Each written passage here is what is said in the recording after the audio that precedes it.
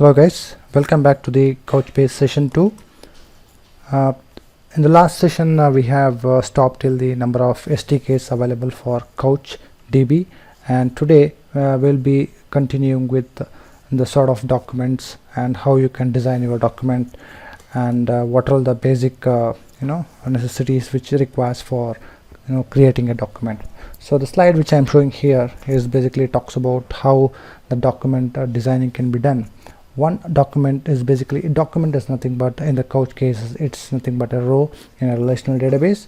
So one document that contains all related data is denormalized, as I'm saying again, because we are not using any normalized concept over here, and better performance and scale, eliminate client-side joins, and separate documents for different object types with cross references, so we can still build parent and child document relationship. If I am saying that one document can be associated to multiple documents, then you can build those relationship with the help of document IDs.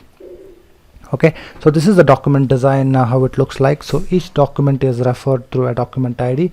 So that's how the key value pair works. The key is my document ID and the value will be the entire document contents. Okay, so the one which I am showing here is basically the unique IDs, and our date-based IDs or numeric IDs will be the key, and the matching prefixes you can use it. So look, let us look at the single document, how it looks like. The single document which contains internally ID, author, type, title, format, and body, and the other HTML contents, so which will be part of one document, and split it to multiple documents. Let's say if I wanted to split the same document into multiple objects or multiple documents, and then still I can build the association. So this is how it looks like. Yeah, so that's basic concept about how you can create a document, and within the document you can put all your objects, whatever is required. So when you wanted to retrieve a document, pass the key and get the entire document to the outside world. Okay, so we talk about replication. Replication is required for two reasons, as we all know that it's one for high availability and the disaster recovery, and you can with the Couch you can configure up to 3 replicas. Can be bidirectional replication to synchronize data between 2 different buckets in 2 different clusters, including clusters in 2 different locations. And also we have something called cross data replication. Any changes to data stored in a cluster A to destination buckets on cluster B, and vice versa.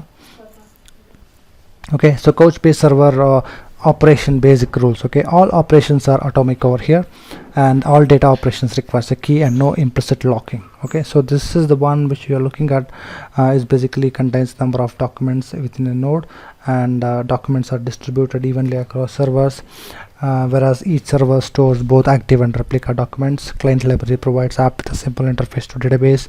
Cluster map provides map to server on the document.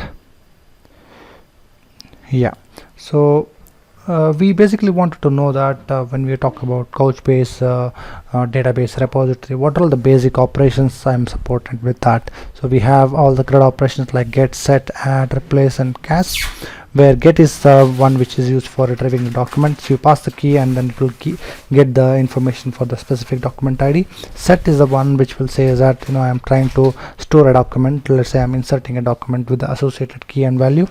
Add is nothing but store a document and error. I mean, it's the only difference between set and add is it's error or exception in case if it exits. Okay, I mean, set is basically like an update, where add is for an insert. So if you're trying to pass a key which is already exists, then it is going to end up in an exception. Okay, replace is where store a document, error exception if doesn't. Okay, so it's basically I'm overriding the document with the key and value. And the cache is compare and swap. This is a very important thing, we need to know that. Basically mutant document only if it hasn't changed while executing this operation. Okay, so let's say I'm trying to do the locking and all the stuff, right? Two clients are trying to insert the same document, so then we use a compare and swap. So it basically gives the prominence to whichever comes first, and then it's locks that another object and makes sure that all the updated informations will be persisted. Okay, storing data formats, as you said, specific keys and strings typically enclosed by quotes for any given SDK. No spaces are allowed in a key, and specific values, simply strings or serialized object, can be stored. Documents stored in a memcached buckets can be up to 1 MB, and metadata used internally by the server to track the keys and internally managed documents. Indexing and queries, we all know that indexing is plays a very key role in any sort of databases, similar to here in Couch database. So we use indexing and queries. Life cycle of a view. Okay, so it's basically here it's called as a view. Indexing, definition, and build and query. So we don't call the term indexing here, rather we call it as a view here. We have primary and secondary indexes, and we'll just talk about how to create a view and all. So what is a view? Okay, extract the fields from JSON document and produce an index of the selected information. Okay, so basically I wanted to write a query so where my document ID is not the primary key over here. Let's say I wanted to build a query based on the name is equal to John or name is equal to Mark. Then I make sure that my view will be created on top of name attribute. View lifecycle: create a design document in a bucket, create views within a design document. So once you have created a bucket, so there will be multiple documents will be inside that. So you need to create the number of views which is required for a bucket, so that it will make sure that which bucket associated, which view is associated to which buckets, which design document, sorry, and also it makes sure that it will be associated for the specific attributes. Indexed view data flow. So this is how it works. Okay, when the app server is trying to insert a document in the CouchBase server node, it first go to managed cache, which is a RAM, and then the data will also go to the replication queue, and we also have a disk where the messages will be transferred from memcache to disk. Okay, so this is a view creation code. So as I explained that we just have to use JavaScript functions to create our view. So view is nothing but an index over here. So basically you have to create a function where you say that document type is what sort of type it is that, and also the document ID you need to mention. And this is about the custom reduce functions. A reduce function must convert the data supplied to it from a corresponding map function. Okay, so it's a kind of an aggregator. Let's say if I have multiple things, then what reduce does, basically it takes only the necessary value out of that. Let's say I have a key value 1, value 2, up to value n. Then the reduce does, it picks what is a key and the reduction into some aggregated value.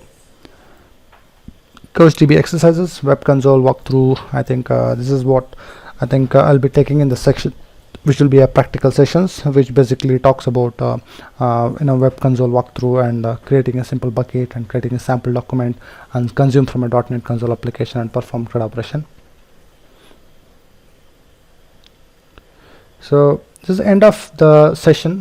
Basically the next session I would like to take is all about practical session, where I will talk about how the CouchDB looks like and what is the thing you require to install it on your machine, and how you can operate with a web console, and so how you can create a bucket, document, view, and also how you can interact with a CouchDB from a .NET client.